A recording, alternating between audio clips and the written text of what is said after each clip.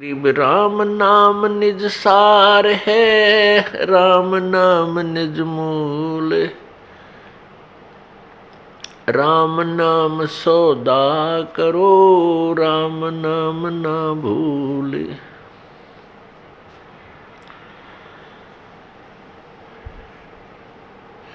पृथ्वीपति चकवे गए, जिनके चक्र चलंत।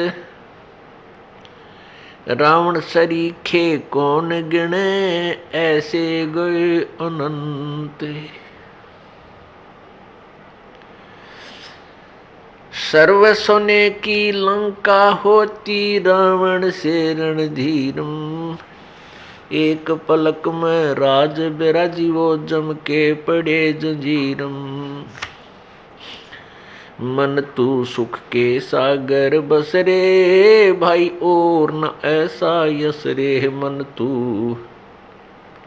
सुख के सागर बसरे, भाई और न ऐसा यस रे। दुर्योधन से राजा होते, संग इकोतर भाई। दुर्योधन से राजा होते, संग इकोतर भाई। 11 अक्षौणी संग चले थी, देही गीद ना खाई। मन तू सुख के सागर बसरे, भाई और न ऐसा यस रे। मन तू सुख के सागर बसरे, भाई और न ऐसा यस रे। उदय अस्त बिच चक्र चले थे, ऐसी जन ठकुराई। उदय अस्त बिच चक्र चले थे, ऐसी जन ठकुराई। कपिल मुनीश्वर कल्प करी, जब खोज न पाया राई। मन तू सुख के सागर बसरे, भाई और न ऐसा यस रे। मन तू सुख के सागर बसरे, भाई और न ऐसा यस रे।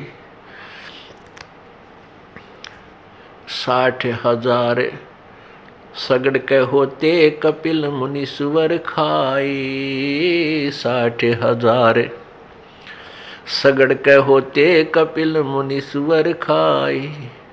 एक सुपुत्र उतान पात का, वो परमात्म पद पाए। मन तू सुख के सागर बसरे, भाई और न ऐसा यस रे। मन तू सुख के सागर बसरे, भाई और न ऐसा यस रे। भाई काशीपुरी कबीरा होते, ताही लखोरे बाई। काशीपुरी कबीरा होते, ताही लखोरे बाई। केसों से बन जा रे, जिसके 9 लख बालद आई। मन तू सुख के सागर बसरे, भाई और न ऐसा यस रे। मन तू सुख के सागर बसरे, भाई और न ऐसा यस रे। परमपिता परमात्मा पूर्ण ब्रह्म सर्व सृष्टि रचनहार, कुल मालिक वासुदेव सर्वगतम ब्रह्म, परम अक्षर ब्रह्म, ये वही परमात्मा है जो बनारस में भारतवर्ष की पवित्र धरती पर काशी शहर में सन 1398 संवत 1455 ज्येष्ठ सुदी पूर्णमासी को लहर तारा तालाब में विकसित कमल के फूल पर एक नवजात शिशु रूप धारण करके विराजमान हुए, अपने सतलोक से चलकर आए और वो कबीर नाम से प्रसिद्ध हुए। जुलाहा कबीर, ये वो पूर्ण ब्रह्म है सर्व सृष्टि रचनहार है। अंगारी बम्भारी, अंगारी माने पाप नाशक, बम्भारी माने बंधनों का शत्रु अर्थात बंदी छोड़। ये वेद प्रमाण देते हैं। यजुर्वेद अध्याय नंबर 5 के श्लोक नंबर 32 में, कबीर अंगारी असी बम्भारी असी, शवर ज्योति रतधामा असी। रतधामा सवर ज्योति असी। रतधाम का अर्थ होता है सतलोक में रहने वाला, सतलोकवासी, सतलोक का मालिक, सतलोक वाला। सवर ज्योति माने स्वयं प्रकाशित, और अंगारी माने पाप का शत्रु, अरि माने शत्रु, अग माने पाप, और बम्भारी माने बम्भर माने बंधन, अरि माने शत्रु। बंधनों का शत्रु, कर्म के बंधन, पाप काल के बंधन को नाश करने वाला, काटने वाला, काल के बंधनों से छुड़ाने वाला, वो बम्भारी कबीर असी, वो कबीर परमात्मा है। पुण्यात्माओं, हम कोई भी साधना करते हैं, पूजा करते हैं, उसका उद्देश्य यही होता है कि आत्मा का कल्याण हो।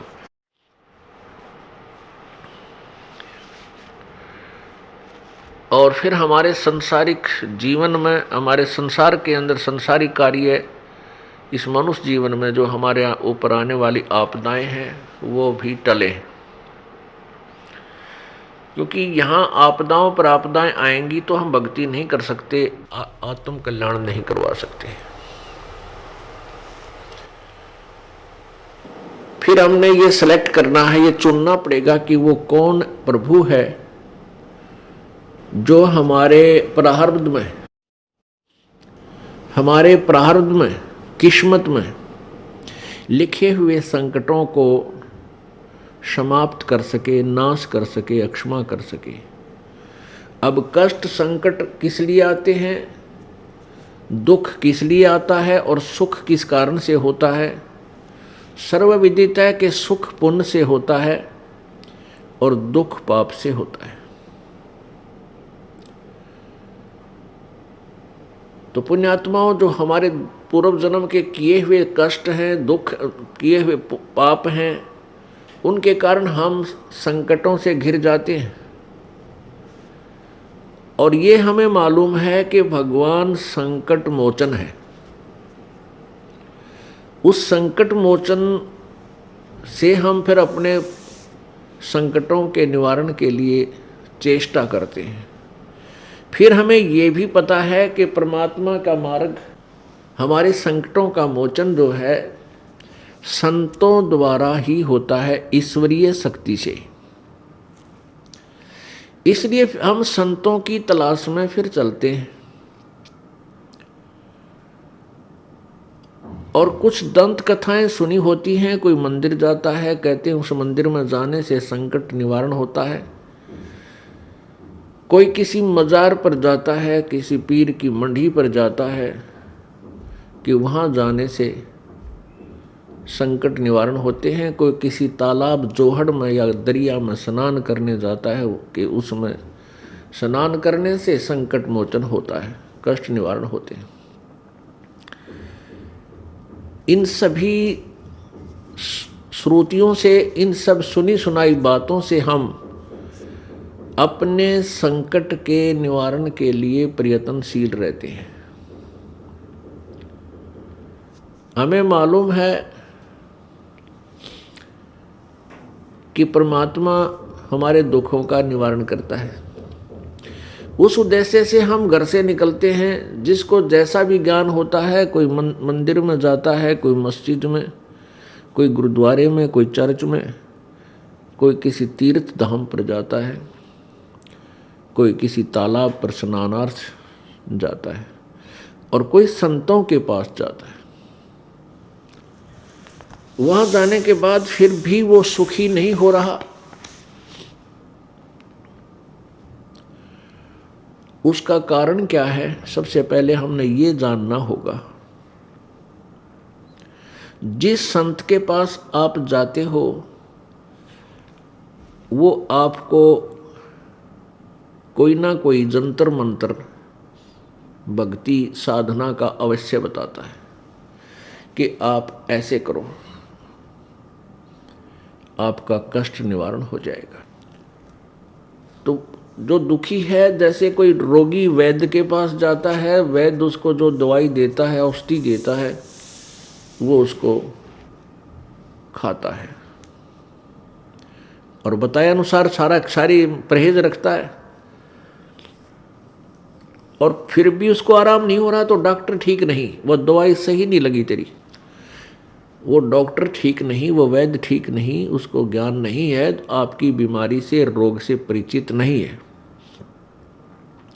तो क्या करते हैं? फिर दूसरे वैद्य के पास जाते हैं,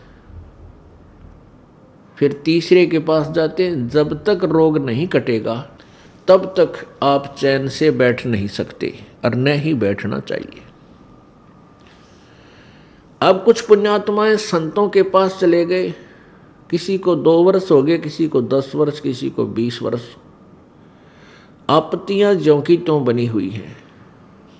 कुछ पुण्यात्मा केवल परमात्मा प्राप्ति यानी अपना आत्म कल्याण समझकर वहां गए उन संतों के पास कि गुरु बिन मोक्ष नहीं होता। ये भी उनको ज्ञान हुआ कि गुरु अवश्य होना चाहिए, गुरु बिन भक्ति भी नहीं बन सकती। ये भी तथ्य है, सत्य है। लेकिन गुरु पूरा हो, अधूरे गुरुओं से, नीम हकीम वैद्यों से सत्य प्राप्त नहीं हो सकता, रोग कट नहीं सकता। इसलिए हम जो पुण्य आत्मा थी वो इन संतों के पास पहुंच गए। लाखों और करोड़ों की संख्या में वहां जन समूह एकत्रित हो गया। अब वहां उनको लाभ नहीं हो रहा। जैसे जब तक जीव के पुण्य, पूर्व जन्म के पुण्य चलते हैं, तब तक वो किसी भी साधना को कर रहा है, किसी भी संत के पास वो गया हुआ है, उसके पूर्व जन्म के पुण्यों से अच्छा लाभ मिल रहा है, वो सुखी है। जैसे किसी का अच्छा कारोबार चल रहा है, घर में संतान बेटा बेटी हो गए, फिर उनकी पढ़ाई अच्छी होगी, उनको अच्छी नौकरियां मिल गई, अच्छे स्थानों पर उनका विवाह संस्कार हो गया, तो वो भक्त उन संतों के पास था, तो उसने ये सोचा कि जो गुरुजी ने मुझे मंत्र दे रखा है इससे मुझे लाभ हुआ। और उसी गुरुजी के पास ऐसे भी व्यक्ति हैं जो दुखी गए थे और उससे भी और दुखी हो गए, वही साधना वही भक्ति वो कर रहे हैं। क्योंकि उन जिनके सर्व सुख थे, सब कार्य ठीक हुए, उनके पूर्व जन्म के पुण्य उनके साथ थे, और जिनको लाभ पहले ही नहीं था वो और भी चले गए, वहां जाने के बाद और भी दुखी हो गए। तो उनका पुण्य पूर्व जन्म का नहीं था, पाप उन्हें भोगने ही पड़ रहे हैं। तो फिर वो संत उनको क्या कहते हैं? जो दुखी थे और सुख नहीं हुआ, उनको कहते हैं कि तुम्हारे प्रारब्ध का जो भोग है ये तो भाई भोगना ही पड़ेगा। भक्ति करो, आगे वाले जीवन में तुम सुखी हो जाओगे। पुण्यात्माओं, जब वो संत ये कह देते हैं कि तुम्हारे प्रारब्ध का जो भोग है वही तुम्हें मिलेगा, तुम्हारे प्रारब्ध में, तुम्हारी किस्मत में पुण्य है तो सुख मिलेगा, पाप है तो दुख मिलेगा ही मिलेगा, इससे सिद्ध हो जाता है कि उस संत के पास कोई भक्ति मार्ग नहीं है, उसके पास वो दवाई औषधि नहीं है, उस परम शक्ति का उससे योग नहीं है जो हमारे प्रारब्ध के पाप को नाश कर सके। और पाप नाश हुए बिना सुख नहीं हो सकता। जैसे किसी के पैर में कांटा लगा हो और कोई किसी के पास जाकर कहता है कि मेरे पैर में पीड़ा है, उसने बता दिया कि तेरे पैर में कांटा लगा हुआ है, गहरा चला गया है, ऊपर दिखाई नहीं दे रहा है, जिस कारण से तुझे पीड़ा है। अब वो व्यक्ति ये कहे कि तेरा कांटा तो निकल नहीं सकता, अब जूता पहन ले, आने वाले आगे तुझे कांटा नहीं लगेगा, फिर से कांटा नहीं लगेगा, जूते पहनो। पुण्यात्मा, जब तक कांटा नहीं निकलेगा तब तक जूता पहना नहीं जा सकता, उसका कांटा लगे पैर में। उसका प्रॉपर जो है समाधान क्या है कि पहले कांटा निकले और फिर वो जूता दिया जाए कि आगे जूता मत निकालना, नहीं कांटा फिर लग जाएगा। फिर वो इस डर से जूता कभी नहीं निकालेगा कि कहीं फिर कांटा ना लग जाए, क्योंकि वो बहुत पीड़ित हो चुका है।